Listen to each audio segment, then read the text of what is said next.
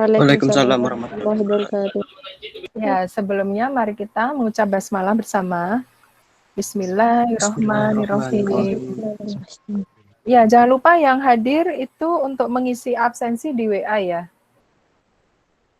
Oke, berdatangan terus nih. Baik para siswa,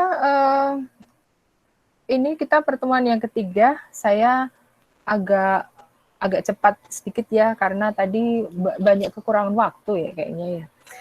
Nah, di pembahasan yang bab ketiga ini adalah tentang rambatan kalor. Jadi kalor itu panas ya. Itu bisa merambat melewati 3 cara. Yaitu yang pertama konduksi, yang kedua konveksi, dan yang ketiga adalah radiasi. Nah, di SD mungkin, masuk lagi nih, di SD mungkin itu dibahas tentang perpindahan kalor, tetapi hanya baru definisi saja ya. Kalau perumusan itu tidak dibahaskan di SD ya. Jadi kita bahas secara umum ya apa yang terjadi pada ketiga perambatan kalor ini. Yang pertama kita bahas konduksi dulu ya.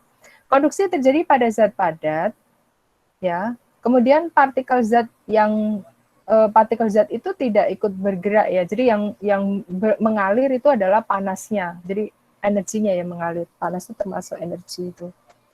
Kemudian panas atau kalor itu mengalir dari suhu yang lebih tinggi menuju suhu yang lebih rendah.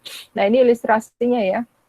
Jadi ketika kita memanaskan suatu benda, ya, ketika benda itu menjadi lebih panas di ujung T1 ini, maka tangan kita yang ada di T2 akan merasakan panas juga, tapi secara perlahan-lahan ya. Mengapa demikian? Itu artinya panas yang berasal dari T1 itu merambat menuju ke T2, menuju ke tangan kita. Lalu kecepatan aliran panas yang terjadi itu didefinisikan seperti ini. H sama dengan Q per T. H adalah laju kalor dengan satuan joule per sekon. Masuk lagi sebentar, para siswa. Ya, kita lanjutkan. Lain kali jangan terlambat lagi ya. Nanti saya beri batasan waktu 10 menit lah ya. Kalau lebih dari itu saya nggak akan memasukkan lagi karena itu mengganggu pada saat saya menerangkan ini. H sama dengan Q per T, kembali ke sini. Sama dengan, nah ini definisinya adalah Ka kali delta T per L. Ya, definisi untuk kelajuan kalor karena konduksi.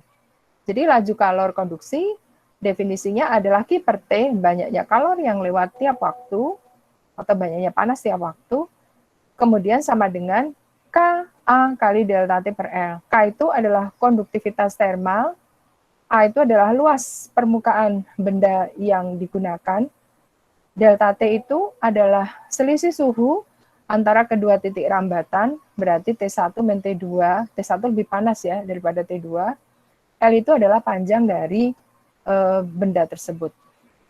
Ya, lengkap dengan ini sudah ada penjelasannya dan sudah ada catatannya di e-learning saya ya.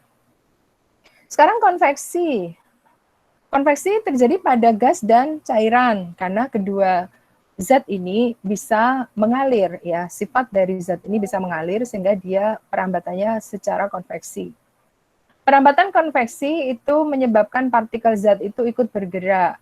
Tidak seperti padatan, tidak seperti konduksi. Kalau konduksi itu hanya panasnya saja yang mengalir, sedangkan konveksi partikelnya ikut juga bergerak gitu.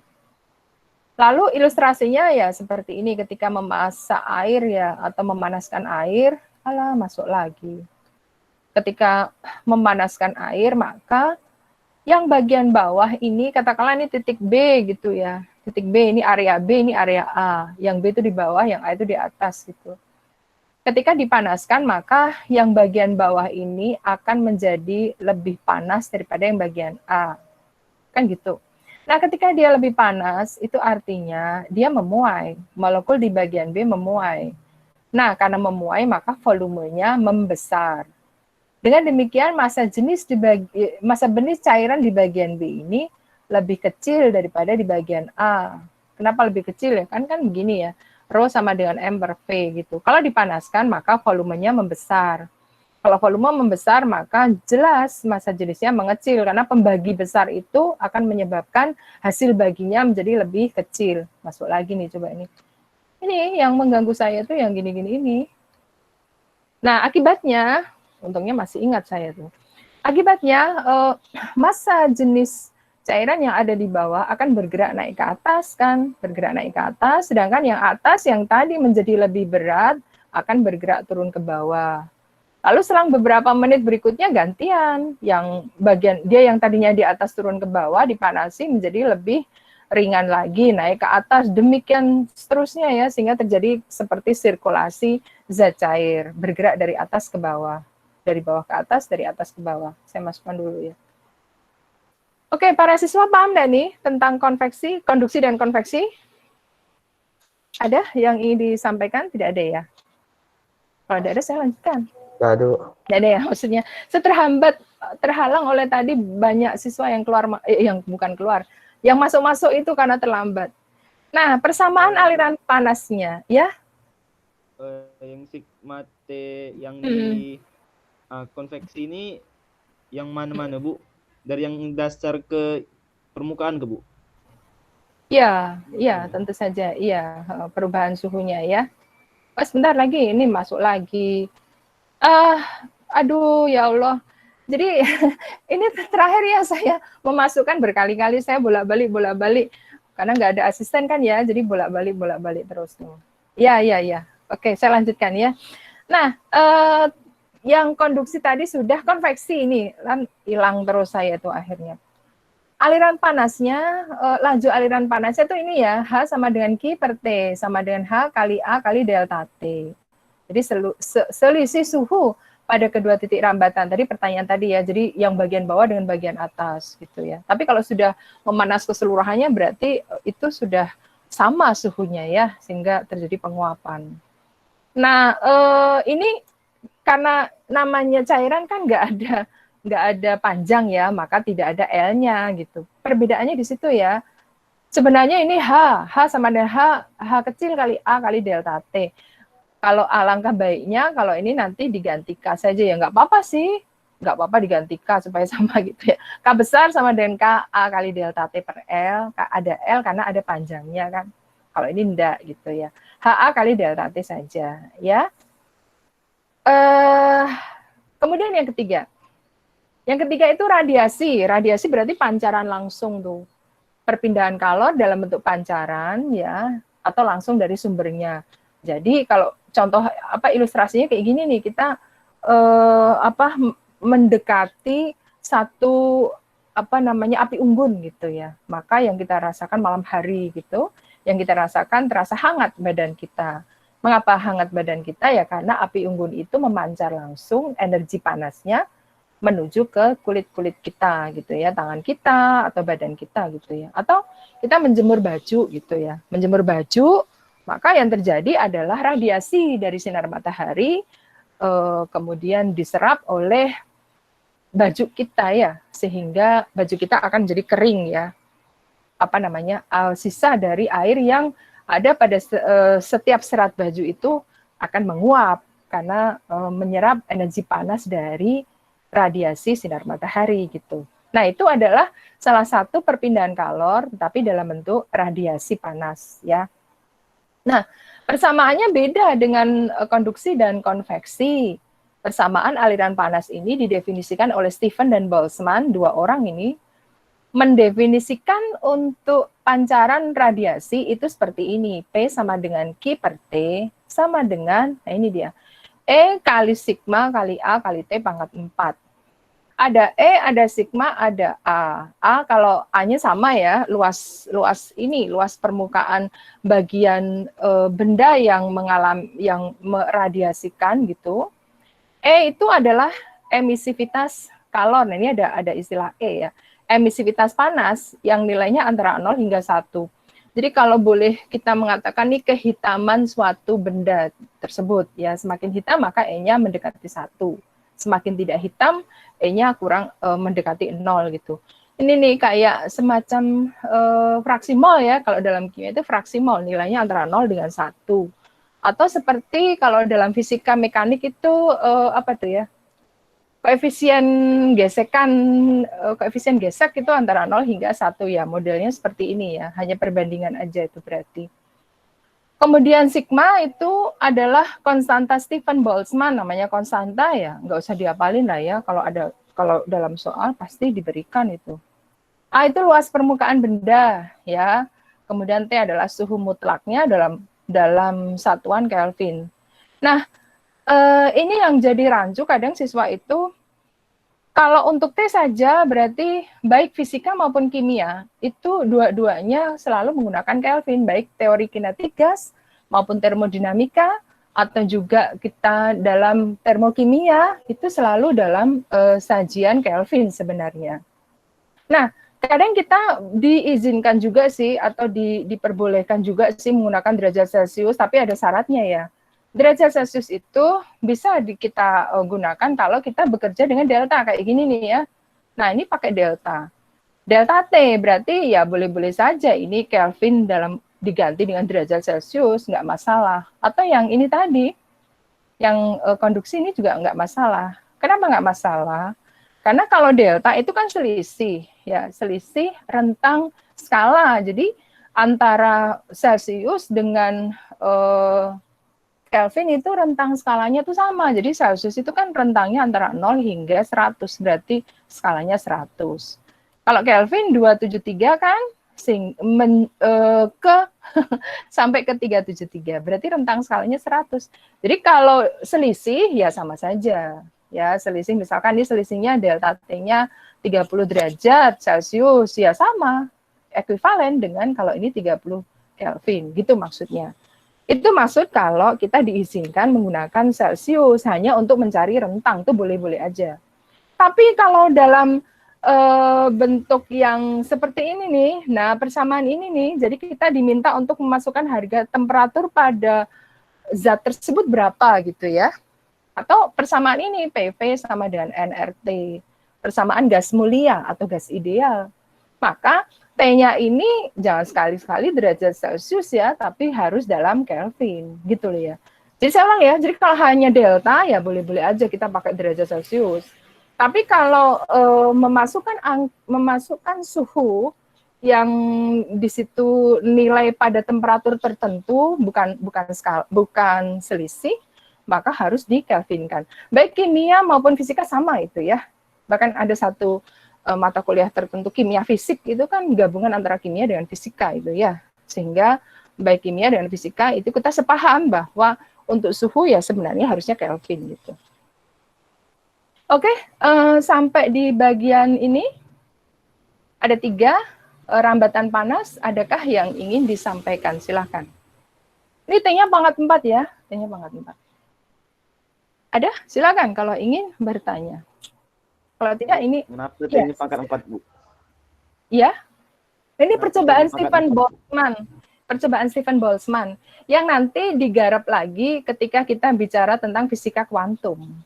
Nah, ini kenapa dimasukkan ke dalam sini? Karena hanya keperluan di bagian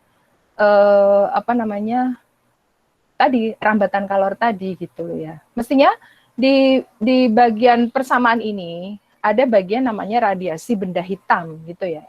Nah, itu dipelajari di fisika kuantum ya atau fisika modern yang mana itu dipelajari di semester 2 ya, di kelas 12. Semester 2 kelas 12. Tetapi sayangnya juga di era Covid ini yang begitu tuh tidak digarap gitu ya. Jadi tidak dimasukkan dalam kurikulum Covid-19 gitu. Banyak sekali yang dipotong ya di kelas 12 tuh tadinya 11 sekarang hanya menjadi 7. Jadi di semester genap ini karena kita kemarin sudah ngambil 5, jadi hanya 2 saja yang kita bahas. Jadi kalau ditanya mengapa T pangkat 4, ini percobaan Stephen Boltzmann yang disampaikan di materi fisika modern atau fisika kuantum ya.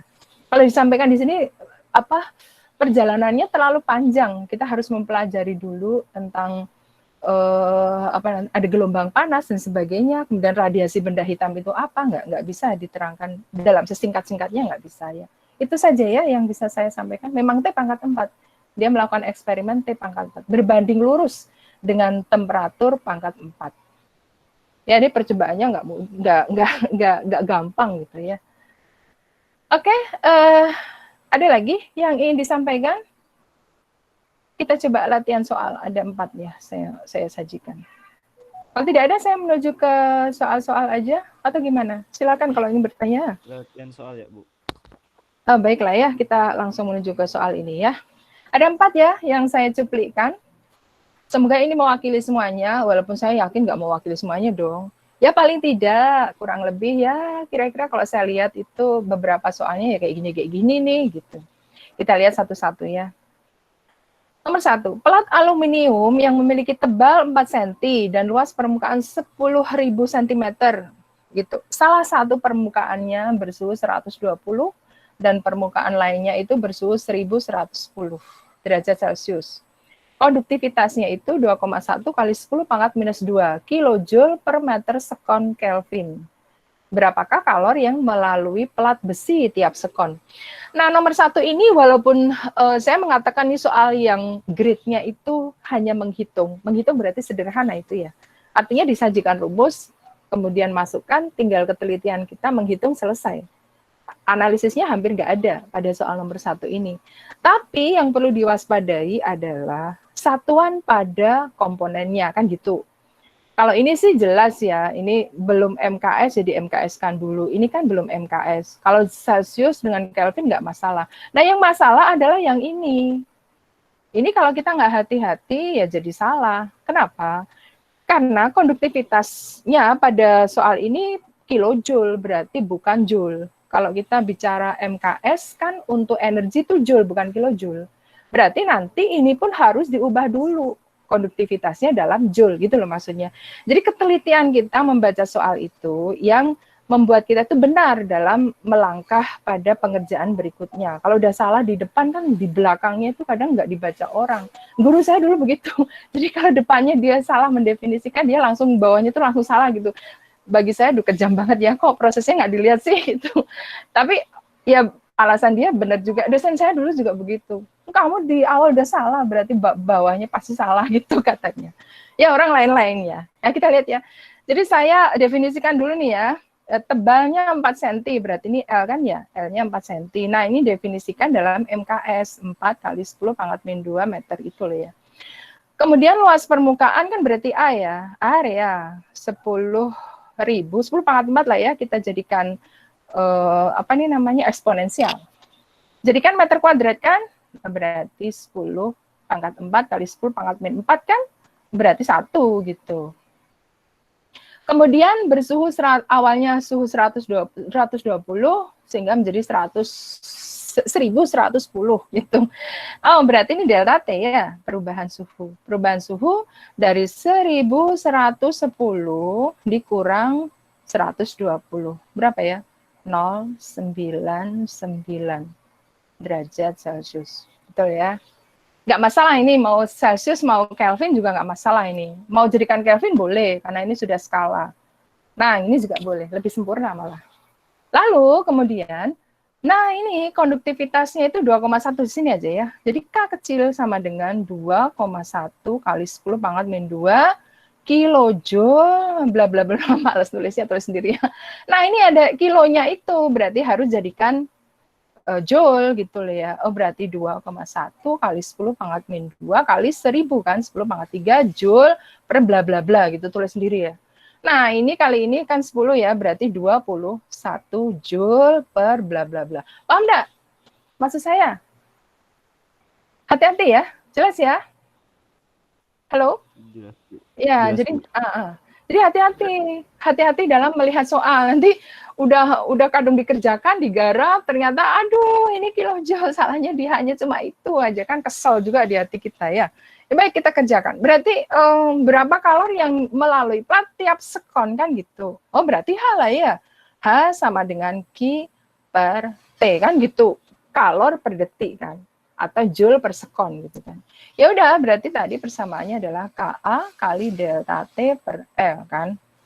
Masukkan aja, K-nya berapa ya? 21. A-nya berapa ya? Ini kan ya sudah MKS semuanya kali 1. Delta T-nya mana ini? 990 dibagi L-nya mana ya ini tadi ya? Oh, berarti 4 kali 10 pangkat min 2. L-nya tuh ini nih. Baik, berarti ya enak angkanya ya, yaudahlah ya. 21 bagi 4, 20 bagi 4 itu 5 ya. 5, 1, per 4 berarti 5,25 ya kan, kali 990 ini 10 pangkat min 2 naik ke atas berarti kali 100, betul kan? Jadi kali ini kan berarti 525 kali 990. Nggak enak banget nih. Ya udahlah kita hitung ya. 525 kali 99 aja deh. 5, 4 ya toh ya. 18 berarti 2, 2, 4, 5, 4, 7. Ini tolong dibantu koreksi lo ya. Kalau salah nanti bilang lah ya. 9, 1, 5. Betul nggak nih? 5197550. Nggak apa-apa, nggak usah pakai kalkulator ya. Itu melatih otak kita untuk apa namanya berpikir ya. Malah lebih cerdas, nggak usah pakai kalkulator, nggak usah. Ini satuannya sudah dalam joule kan ya, joule per sekon ini. Joule joule per sekon. Atau kalau bentuk kayak gini kan bukan bentuk baku ya, jadikan baku berarti 5,1975 kali 10 pangkat 1, 2, 3, 4, 5 pangkat 5 joule per sekon. Ini saya hapus saja nih ya yang bagian tengah nih. Nah gitu. Oke, sampai di bagian sini ada yang ingin ditanyakan, paham nggak nih? Mudah kan? Ya kalau menghitung. Hanya sekedar. Ya silakan. Itu yang delta T itu diubah ke Kelvin kan? Delta T itu dalam derajat Celcius maupun Kelvin itu sama karena yang dicari adalah perubahan. Ya, perubahan. Perubahan itu tadi udah Ibu jelasin di depan ya, Omar gini tulisan itu apa suaranya nih, apal aku. Jadi kalau delta itu artinya adalah perubahan toh ya. Perubahan itu kalau skalanya sama nggak masalah. Ingat ya, Celsius dengan Kelvin itu skalanya sama kan, 100 banding 100, 1 banding 1. Berarti kalau delta nggak masalah. Mau Celsius, ya boleh. Kelvin, ya boleh. Tapi gini, masalahnya yang dijadikan untuk satuan pada besaran pokok itu kan Kelvin, bukan Celsius. Sehingga ya adabnya ya. Kalau sudah dalam Celsius, ya ubahlah dalam Kelvin. Gitu loh maksudnya. Paham nggak ya? Ya, Bu, paham. Makasih, Bu. Oke ya, semoga nggak salah persepsi ya. Jangan-jangan nanti diubah lagi. Ini jadikan Kelvin dikurang 273 ditambah 273 malah salah pula tuh. Nggak begitu ya. Ingat, saya ulang lagi, kalau kita bekerja dalam delta itu artinya kita hanya bekerja dalam perubahan skala gitu loh ya. Nah, skala Celsius dengan skala Kelvin itu sama, berarti nggak ada masalah, no problem. Udah hajar aja di situ. Bukan hajar ya, maksudnya sama gitu. Tapi ingat, kalau untuk yang kita memasukkan harga tersendiri yang mutlak, nah kayak gini nih, harga tersendiri nih, ya pada suhu sekian gitu ya. Jadi pada suhu matahari suhunya misalkan 6.000 Kelvin, 6.000 derajat Celcius ya diubah dulu dalam Kelvin, misalkan begitu. Atau bola lampu kita suhunya misalkan 35 derajat Celcius, dia diubah dalam Kelvin. Gitu loh maksudnya. Karena tidak ada delta di sini, tidak ada delta. Kalau tidak ada delta, maka itu artinya suhu pada suhu tertentu gitu, berarti harus dikelvinkan. Semoga paham ya, bisa bedain ya, hati-hati ini siswa kadang rancu betul gitu. Kayak ini PV sama dan nRT ini kan harus Kelvin tuh. Jadi suhu gas pada suhu tertentu, volume tertentu, tekanan tertentu, ya. Maka ini harus dikelvinkan. Ini kan persamaan gas ideal nih. Sayang kalian nggak nerima ya. Kalau di kimia harusnya nerima tuh ya. Oke, sampai jam berapa kita ya? Oh, jam 11. 11.25 ya. Yang benar nih. Jam 11, Bu. 11. Nambahin waktu seorang. Baik. Oke. Jelas nggak nih para siswa? Memahami antara T saja dengan delta T. Hati-hati loh ya, banyak siswa yang rancu di situ. Jangankan siswa, kadang PPL aja nggak genah tuh. Saya sering, lu kamu ini pakai yang mana? Bingung berarti saya punya. Kamu kok bingung lah? Kalau kamu bingung berarti tambah bingung dong. Baik, oke ya. Nomor 1, nggak ada. Kalau misalnya di soal yang nomor 1 nih Bu, yes. Misalnya dia tuh pakai kayak satuan lain kayak Fahrenheit gitu Bu, ubahnya nanti itu ke Kelvin kah atau ke Celsius? Yes, ya Fahrenheit. Tapi ini Fahrenheit gitu. Ya terserah. Celsius boleh, Kelvin juga boleh, terserah. Kalau saya ubah dalam, ya. Tapi kalau pakai Kelvin tuh ditambah 273 juga, Bu? Ya kalau Kelvin ya dibandingkan ya kan, kalau Fahrenheit -32 gitu kan, banding Celsius gitu loh ya. Oh berarti berapa? 9 banding 5 gitu, perkalian dalam perkalian luar. Yang kemarin Ibu ajarin itu. Ya. Nah, kalau pakai Kelvin ya berarti begini, F-32 tapi ada nggak ya soal enggak lah. Kelvin -273 gitu kan, sama perbandingan 9 banding 5 tuh sama tuh. Sama dengan perbandingan Fahrenheit dengan Celsius ya, mendingan pakai Celsius aja gitu. Oke ya, paham ya? Bagus nih pertanyaan. Oke, sip. Ada lagi nggak yang ingin ditanyakan atau kita menuju ke nomor kedua? Ada? Lanjut. Halo. Oke, lanjut ya. Kita lihat ya. Nah, kita lihat nomor 2 ini agak variasi nih, ada sedikit variasinya. Kita lihat variasinya di mana. Andi membangun dinding luar rumahnya dengan lapisan kayu setebal 3 cm di sisi luarnya dan lapisan styrofoam setebal 2,2 di sisi dalamnya. Jika suhu permukaan luar 39, permukaan dalam 19, biar hangat kali ya, biar dingin kali ya, maka tentukan laju aliran kalor per meter kuadrat yang melewati dinding. Ini harus hati-hati ya membaca soalnya. Hati-hatinya di mana? Yang pertama, jelas kalau saya membaca soal ini, diketahui tanya jawab ya Karpu ya, kalau saya buat semacam rekayasa berpikir, gambar dulu lah ya, mungkin lebih enak kita menjelaskan kepada diri kita sendiri maupun orang lain. Jadi kalau saya gambar secara sederhana itu kan gini ya gambarannya ya, Andi itu punya dinding yang katakanlah ini lapisan luar gitu ya, dari kayu, ini kayu nih. Yang ini kayu, tebalnya 3 cm. Ini kayu. Kayu. Lalu di bagian dalam itu styrofoam ya, styrofoam. Styrofoamnya biru deh ya, supaya beda aja dengan kayunya. Nah ini styrofoam dan tebalnya itu 2,2 nih, 2,2 cm. Gitu kan? Lalu informasi dari soal itu, suhu permukaan luarnya berarti di kayunya ya, 39. Ini berarti di bagian sini 39.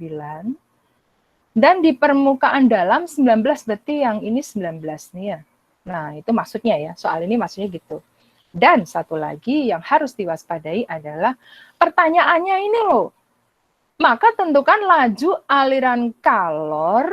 Kalau aliran kalor tok berhenti di situ, berarti kan kita mendefinisikan hanya H-tok gitu ya, H-tok ya, H saja gitu ya. Tapi di sini per meter kuadrat, oh berarti ini per luas kan? Itu yang ditanyakan. Paham nggak maksudku? Pada soal ini, dia mintanya itu bukan H saja, tapi per meter kuadrat, berarti per A gitu loh maksudnya. Jelas nggak? Jelas ya?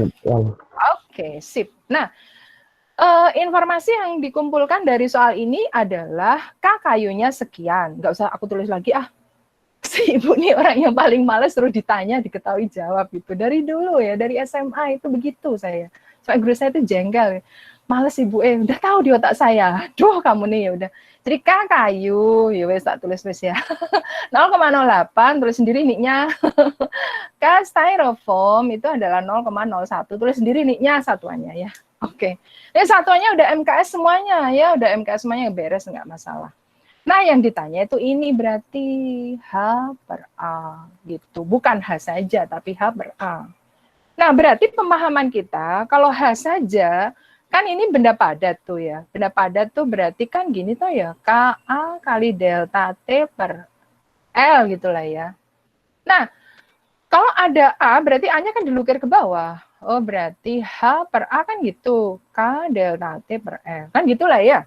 Nah, berpikir dulu nih, konsep berpikir dulu nih. Nah, paham nih ya? Panas merambat dari suhu tinggi ke suhu rendah. Berarti kan ke sana nih panasnya nih. Ya toh? Ya toh. Yang ditanya adalah ini total ya. Kalau begitu kan H per A totalnya itu adalah H per A pada kayu. Kan ini kayu nih. Ini kayu ditambah H per A pada apa tuh itu styrofoam gitu loh ya. Ya kan? Jadi merambat dulu dari kayu yang 39 derajat itu Lalu dari ini suhunya, katakanlah ini suhu T gitu ya. Lalu dari suhu T itu merambat ke 19. Nah, itu ditanya ini berapa kelajuan rambat per meter kuadrat gitu. Nah, berarti kan tugas kita ini tambah ini. Nah, berarti kalau gitu kan tinggal ini aja ya. Berarti tinggal ini aja. Cuma ini K kayu kali delta T kayu dibagi, nah, A-nya itu, sorry, dibagi L. Alah ya Allah. L kayu tuh ini, gitu loh ya. L kayu. Ditambah K styrofoam kali delta T. Delta T styrofoam dibagi L styrofoam, gitu ya. Nah, ini kan data-data ini ada semuanya. Ini ada, yaitu ini 0,08. K styrofoam 0,01. Dapat semuanya. Panjang kayu 3 cm kan ini panjang kayunya. Panjang styrofoam kan ini 2,2. Nah, yang jadi masalah adalah delta T kayu dan delta T styrofoam kan. Loh, kenapa masalah? Lah kan ini suhu tengahnya itu kan nggak tahu. Bukan suhu tengah ya, suhu antara styrofoam dengan kayu kita nggak tahu itu. Makanya kita cari tahu dulu kan gitu. Andai ini nah gitu kan ya, ini suhunya kan 39, ini 19 kan gitu. Lalu ini 3 cm, ini 2,2 cm kan gitu. Nah, suhu antara mereka berdua kita nggak tahu, ya kita cari tahu kan gitu. Nah, jadi ada perambatan panas dari 39 menuju ke perbatasan dengan styrofoam, dan setelah itu dari perbatasan dengan styrofoam menuju ke yang 19. Ya, berarti ada apa ya istilahnya ya? Ada perjalanan panas dari 39 ke T, kemudian dari T ke 19. Artinya itu nanti perjalanan panasnya dianggap sama ya. Maka itu H, katakanlah ini bagian kayu ya, ini bagian styrofoam. Alah, kok bergerak ya bagian styrofoam. Gitu ya. Jadi H kayu sama dengan H styrofoam. Ini lain ya, kita mencari T dulu. H kayu itu adalah tadi ya, bahwa K kayu kali A kali delta T per L sama dengan K styrofoam kali A kali delta T per L gitu kan. A-nya sama karena luas permukaannya kan sama. Panjangnya beda ya. Kemudian K-nya beda, delta T-nya beda. Nanti kita ketemu T-nya. Nanti kalau udah ketemu T kan masukkan ke sini juga tuh akhirnya ujung-ujungnya. Karena kita mencari delta T-nya. Berarti K styrofoamnya berapa? 0,08 dikali delta T-nya kan 39 men T ya, dibagi L-nya itu 3 cm. Sama dengan yang ini 0,01 kali T men 19 dibagi 2,2 gitu ya. Nanti T-nya ketemu ini. T ketemu. Ya kan? Paham nggak? Ini coret ya sentimeternya, sentimeter coret. Kemudian ini jadinya 8 kan ya, 8 kali 39 men T sama dengan 3 naik ke atas 3 kali T min 19, 2,2 pindah ke sini tuh. Berarti kali 2,2. Berarti nanti kamu hitung ketemu T. Paham enggak nih? Saya dikejar waktu nih. Jelas ya? Paham ya? Oke ya. Jadi nanti silakan dieksekusi sendiri ya ini. Nah, ini dieksekusi sendiri. T-nya berapa? Jadi 2,2, saya ulang ya perhitungannya ya. 2,2 kali 8 kali 39 min 8T. Waktu habis masalahnya. 3T min 3 kali 19. Kan gitu. Nanti dihitung dulu ya kan. Ini dihitung juga. Kemudian nanti kumpulkan dengan T kan gitu ya. Dipindah sana katakanlah 11T. Nah, ini nanti dipindah ke sini. Berapa, nanti T-nya ketemu berapa. Paham ya? Kalau itu sudah ketemu T-nya, baru masukkan ke sini kan ya. Balik lagi ke sini, 0,08, hijau, biru aja deh ya. 0,08 kali delta T tadi, yaitu 39 men T-nya ini. Nggak tahu kita, men T. Yang kita cari, makanya cari dulu. Ditambah 0,01, styrofoam 0,01 ya, kali T min 19, tapi ini dibagi 3 cm, berarti 3 kali 10 pangkat min 2 ya, dibagi berapa? 2,2 kali 10 pangkat min 2, nanti ketemu nih.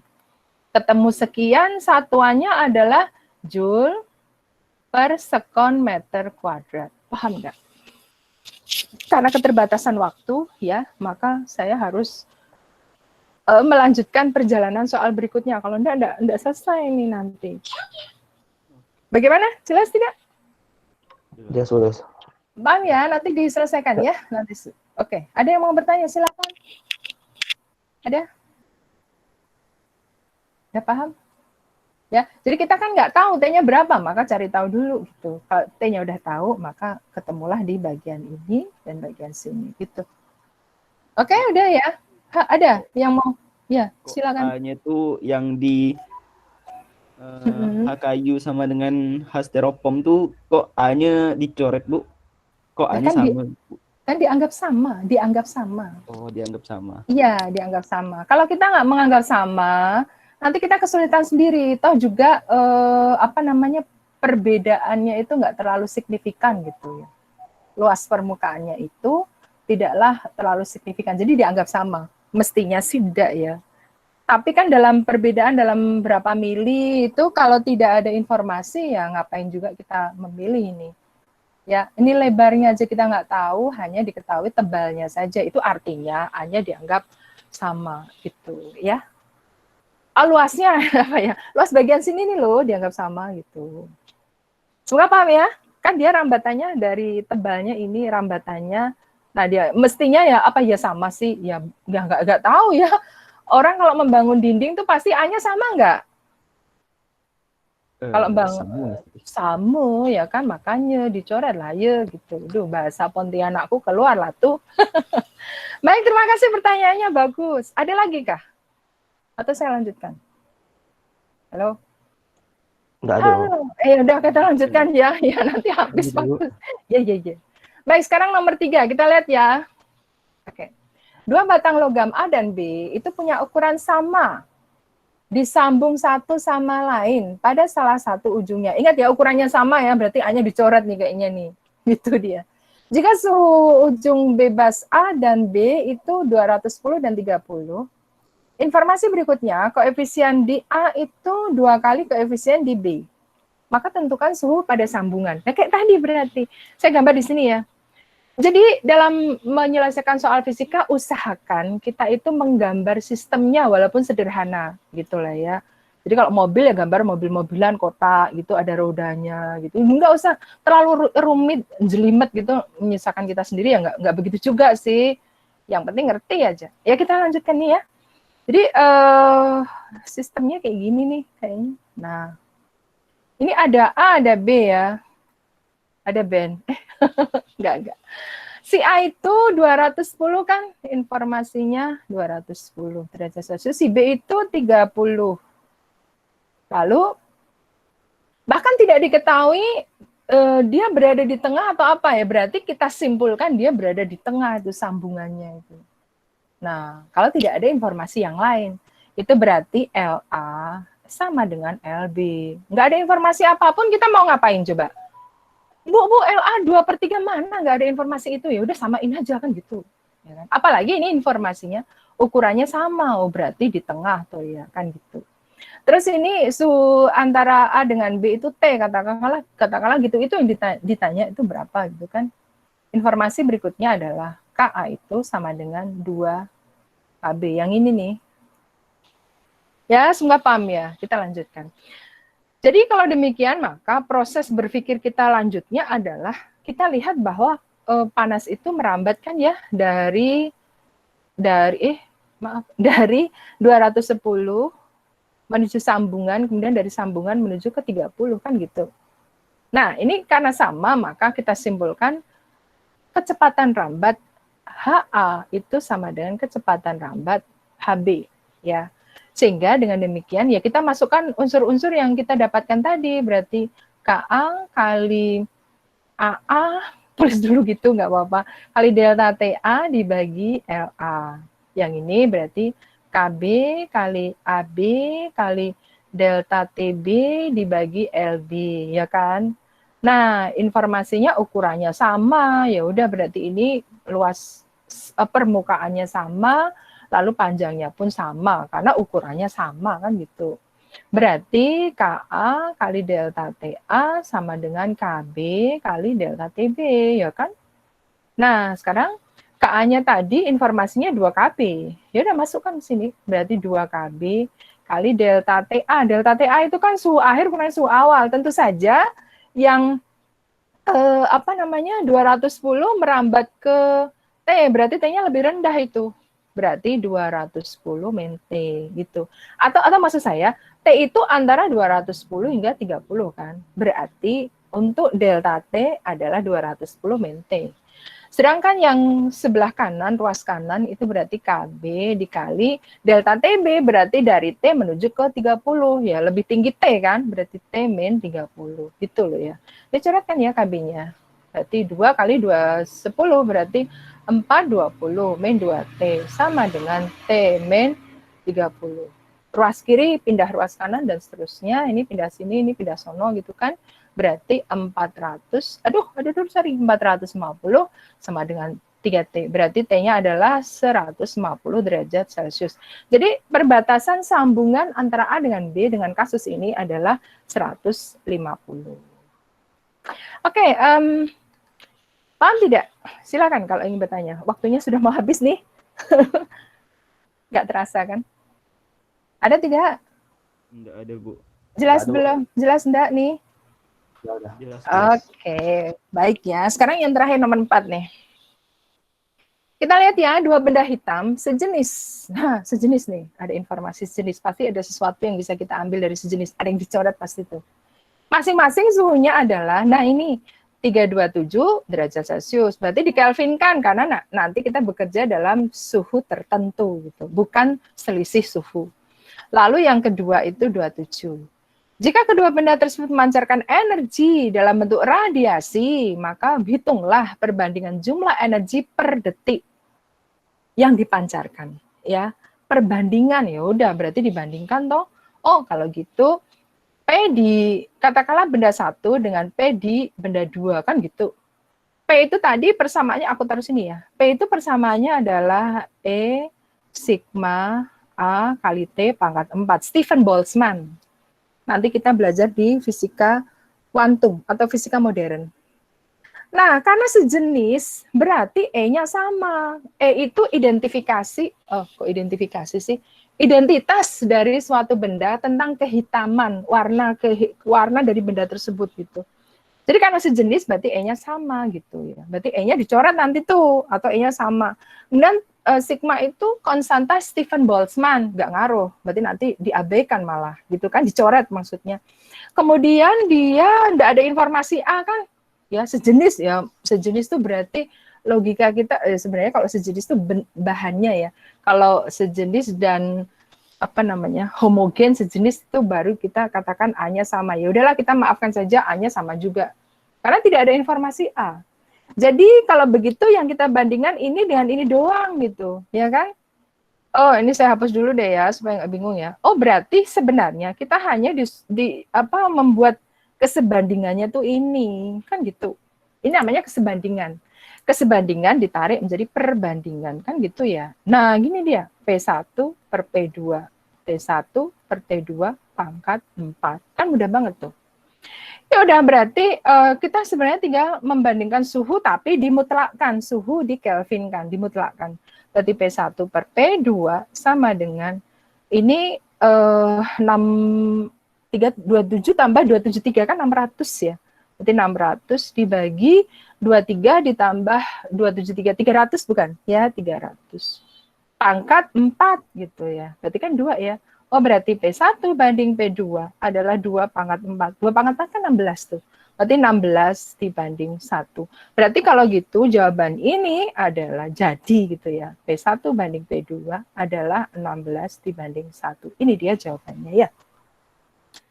Oke, semua paham ya? Atau ada pertanyaan silakan. Ada tidak? Halo? Jelas tidak nih? Halo, jelas ya? Oke, baik. Baik, para siswa, kalau sudah jelas semua, nggak ada pertanyaan lagi, silakan yang nomor 2 nanti dieksekusi sendiri ya, karena saya kewalahan di waktunya ya. Seandainya kita offline, itu di kelas pasti nyaman banget ya. Karena online ya dibatasi waktu, kemudian juga ada absensi yang harus ditagihkan juga, maka ya silakan kalian eksekusi sendiri yang nomor 2 ya.